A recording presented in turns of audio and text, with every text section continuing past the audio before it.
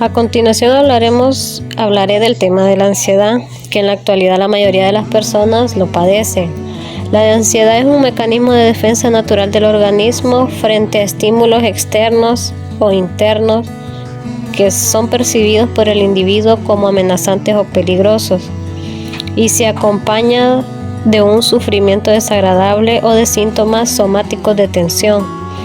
Se trata de una señal de alerta que advierte sobre un peligro inminente y permite a la persona que adopte las medidas necesarias para enfrentarse a una amenaza. ¿Qué provoca el miedo?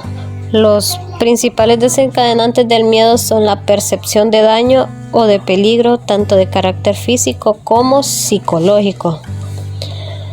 Además, también mediante el proceso de condicionamiento, estímulos originalmente neutros que se asocian repentinamente con señales de daño real, terminan por producir también una respuesta emocional del miedo. La función fundamental es de protegerles de posibles daños, generando emociones que formarán parte de su continua evolución y desarrollo. La ansiedad es una respuesta psicofisiológica de alarma que surge cuando la persona necesita reaccionar ante determinadas situaciones, acontecimientos estresantes o estímulos percibidos como amenazantes, peligrosos o de incertidumbre, bien sean reales o imaginarios, internos o externos. La ansiedad puede ser una reacción normal en determinadas situaciones o edades. Cuando estamos ante una situación de estrés o peligro, la ansiedad es una respuesta normal, adaptativa, incluso necesaria, ya que hace que respondamos a determinadas situaciones, luchando, huyendo o quedándonos inmóvil. Cuando un niño se pierde en la calle, la ansiedad provocada por el miedo hace que grite y llore. Sin embargo, la ansiedad deja de considerarse normal y se vuelve una patología cuando tiene una intensidad excesiva, si tiene una duración prolongada en el tiempo, más de 6 meses, causa malestar y sufrimiento, es causada por un objeto neutro aparentemente inofensivo, provoca conductas de evitación. Los síntomas del trastorno de ansiedad pueden presentarse de repente, ir aumentando poco a poco y persistir hasta que la persona se da cuenta de que no está bien. En ocasiones la ansiedad puede generar una sensación de fatalidad y apresión. Al principio puede resultar confuso, extraño e inquietante, ya que los sentimientos de miedo y fatalidad pueden presentarse sin ninguna razón aparente que pueda hacerle sentir de este modo. Las preocupaciones constantes pueden provocar que la persona se sienta abrumada por cualquier cosa o situación, afectando su vida, concentración, confianza, sueño, hambre y aspecto. Las características de los temores. Como se define, el temor es un tipo de comportamiento que se caracteriza por tratar de huir de aquello que se considera peligroso. Entre sus características tenemos la más común, que es la persona entre en un estado de letargo. Se paraliza ante el peligro que le causa miedo. También surge de manera espontánea ante la mínima percepción de una señal que le cause rechazo o desconfianza. Los síntomas fisiológicos harán que cambie de presión, la presión arterial, se le bombea una mayor cantidad de sangre a través de todo el organismo por medio del sistema circulatorio. Hay entumecimiento muscular, en consecuencia la persona afectada no podrá moverse ágilmente, por ello actuará torpemente y ello impide que pueda defenderse o huir. Siempre se va a reaccionar de una misma manera cuando se enfrente al mismo estímulo. A diferencia del miedo, el temor se presenta en situaciones que pueden ser totalmente inofensivas. Otros síntomas son la sudoración excesiva, mareos, vértigo, dolencias musculares y pérdida del control corporal. De manera constante se mantiene una postura de alerta. El temor se vuelve frecuente y por tal motivo en un problema grave. Entonces se limita considerablemente el desarrollo de actividades cotidianas. Se puede padecer de estrés y de angustia. Habrá cambios constantes en el estado de ánimo de la persona afectada. Una serie de diversas patologías psíquicas están asociadas con el temor. Este es el caso de los ataques de pánico y las fobias. Fobias simples específicas. Concepto. ¿Qué son las fobias específicas? Las fobias específicas, también conocidas como fobias simples, son un trastorno de ansiedad que se caracteriza por un miedo exagerado e irracional ante una situación, un animal o un objeto. El miedo no está justificado por el peligro real existente. Este temor o miedo exagerado suele ir acompañado de una intensa reacción del sistema nervioso vegetativo y aparecen síntomas como palpitaciones, opresión precordial, dificultad para respirar, sudoración profusa o temblores. Las fobias específicas son quizás el trastorno de ansiedad que más aparece entre la población general. Por suerte su gravedad es menor que otros trastornos como el trastorno obsesivo compulsivo. Como ya se ha reseñado en otros apartados, los trastornos de ansiedad son en cuanto a su frecuencia el segundo grupo de trastornos por detrás de los trastornos relacionados con sustancias. Los trastornos de ansiedad se dan en la población más frecuentemente que los trastornos de estado del ánimo. Dentro de los trastornos de ansiedad distinguimos la agorafobia, el TOC o trastorno obsesivo compulsivo, el TAC o trastorno de ansiedad generalizada, los ataques de pánico, la fobia social o trastorno de ansiedad social, el trastorno de estrés postraumático, el trastorno de estrés agudo y las fobias específicas que vamos a ver a continuación.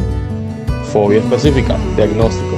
El diagnóstico de fobia específica aparece claramente delimitado en el DSM, siglas en inglés del Manual Diagnóstico y Estadístico de los Trastornos Mentales, y debe reunir los siguientes requisitos. 1. La situación, animal o objeto que desencadena la crisis de ansiedad y miedo. El reconocimiento por parte del sujeto de que es un miedo exagerado e irracional, a pesar de que el individuo reconoce su irracionalidad y su desproporción, no puede evitar dejar de sentirlo. Este criterio en el caso de los niños no es exigido para validar el diagnóstico. Este miedo irracional conduce a situaciones de evitación del objeto fóbico. También se acepta que el individuo soporte la situación fóbica con un elevado sufrimiento cuando no es posible la evitación. La fobia conlleva malestar y sufrimiento en mayor o menor grado. Para el que la sufre, interfiere notablemente en sus actividades diarias. En menores de 18 años, la duración del trastorno fóbico debe ser más de 6 meses. La aparición del cuadro no es debida a otro trastorno mental, TOC, ansiedad por separación, etc. Y fobias, clasificación. Si seguimos la clasificación del DSM, podemos considerar que existen 5 grandes categorías de fobias específicas. Fobias ocasionadas por animales, arañas, perros, reptiles, etc. Las fobias provocadas por la naturaleza, alturas, tormentas, etc. Fobias ocasionadas por la presencia de sangre, con respuesta de infarto y desagradable inmediata ante la vista de heridas, inyecciones o sangre. Hay fobias originadas en situaciones muy concretas, ascensores, puentes, aviones, etc. Otras fobias, miedo a contraer enfermedades, miedo a atragantarse, etc. La lista de fobias es interminable, pues el número de ellas es ilimitado. Se puede desarrollar un trastorno fóbico ante prácticamente cualquier objeto o situación que sea posible pensar. Hay una fobia para todo. Los ataques de pánico. Otro tipo de trastorno de ansiedad es el trastorno de pánico, que se caracteriza por episodios recurrentes de temor o terror súbito, impredecible y abrumador. ¿Por qué ocurren los ataques de pánico? Los ataques de pánico ocurren sin causa razonable y son acompañados por sentimientos de muerte inminente, dolor en el pecho, mareo, desvanecimiento, sudor, dificultad para respirar y miedo a perder el control o a morir. Los ataques de pánico no solo causan un enorme miedo mientras sucede, sino que dejan el pavor a sufrir otro ataque. Las obsesiones y compulsiones se convierten en estrategias del comportamiento, como ser en las obsesiones, que son pensamientos o ideas involuntarias que reaparecen a pesar de los intentos de la persona por detenerlas.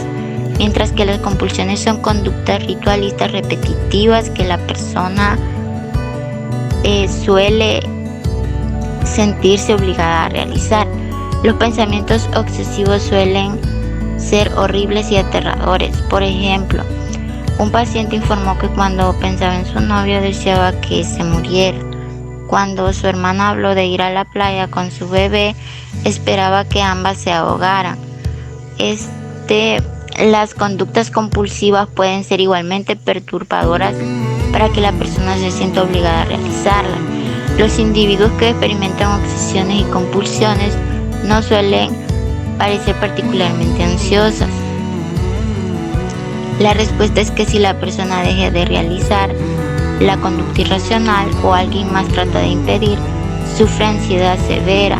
En otras palabras, la ansiedad obsesiva compulsiva al parecer se desarrolla para mantener controlada la ansiedad. Los dos tratamientos principales para los trastornos de ansiedad son la psicoterapia y los medicamentos. Es posible que obtenga los mayores beneficios con una combinación de ambos. Puede que sea necesario probar para descubrir cuáles tratamientos funcionan mejor para ti.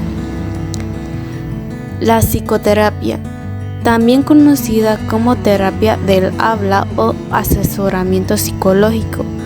La psicoterapia incluye el trabajo con un terapeuta para reducir los síntomas de ansiedad. Puede ser un tratamiento eficaz para la ansiedad. La terapia cognitiva conductual, TCC, es la manera más eficaz de la psicoterapia para tratar los trastornos de ansiedad. Generalmente la TCC es un tratamiento a corto plazo y se enfoca en enseñarte técnicas específicas para mejorar tus síntomas y poder gradualmente volver a las actividades que evitabas como consecuencia de la ansiedad. La TCC incluye terapia de exposición, en la que gradualmente encuentras el objeto o la situación que provoca tu ansiedad, de modo que desarrollas confianza para controlar la situación y los síntomas de ansiedad. Ahora vamos con medicamentos. Se usan varios tipos de medicamentos para ayudar a aliviar los síntomas, según el tipo de trastorno de ansiedad que tengas y si también tienes otros problemas de salud física o mental. Por ejemplo, ciertos antidepresivos también se utilizan para tratar los trastornos de ansiedad. Se puede recetar un medicamento contra la ansiedad llamado buspirona. En ciertas circunstancias, el médico puede recetarte otros tipos de medicamentos, como sedantes, también llamados benzodiazepinas o betabloqueadores.